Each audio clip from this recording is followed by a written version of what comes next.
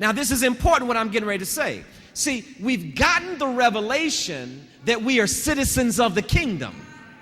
See, we got that now. We understand it's bigger than church. We understand that God wants us to rule in these kingdom territories on earth. We understand that. But we got to grab the revelation that there's a difference between a citizen of the kingdom and an officer of the kingdom.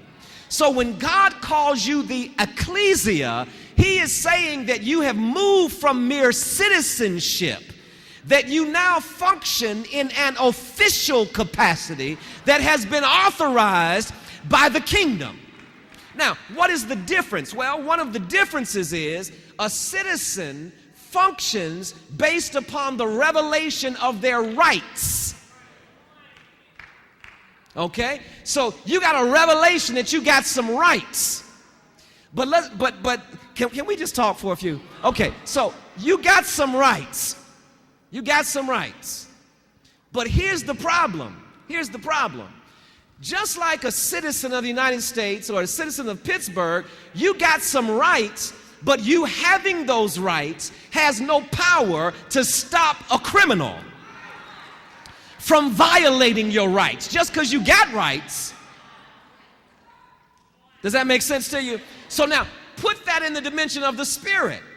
Just because you have a revelation that you are a citizen of the kingdom and you understand you have some rights, it does not stop the enemy from violating those rights. So we sit up in church with these rights, understanding that we have these rights, and all the while we are victimized. Come on, if we're just honest. And so the reason the writer, if we were to answer the writer in Micah, why are you crying? I'm crying because I keep getting victimized. Well, you keep getting victimized because you don't understand that you are the ecclesia.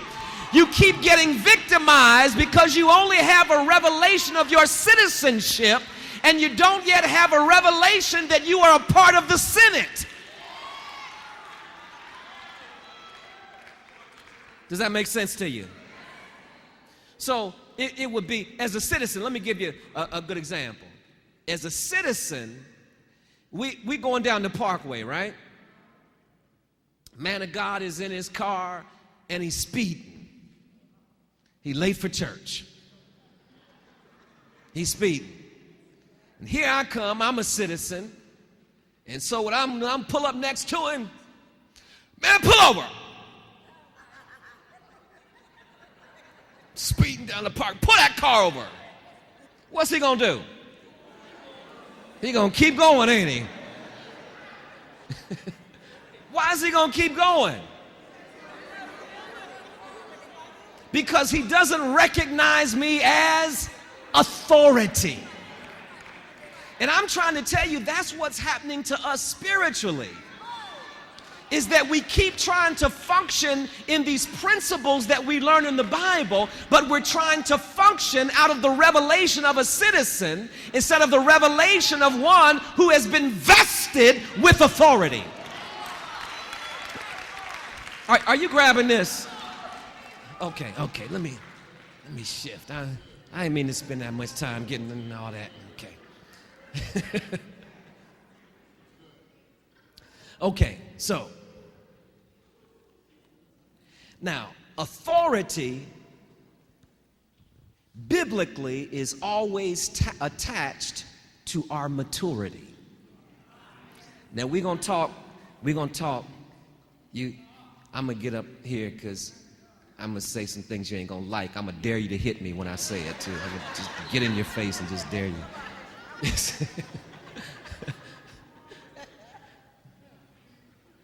Authority, biblically, is always attached to maturity. And it makes sense.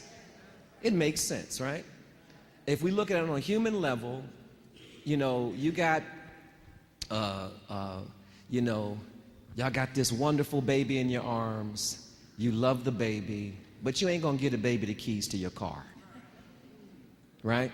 Because you understand that that's a different level of responsibility and accountability, and the baby is not mature enough to handle that, right? So it just makes sense that authority, the release of authority, is always attached to maturity. Okay? Now, maturity is a byproduct of restored identity.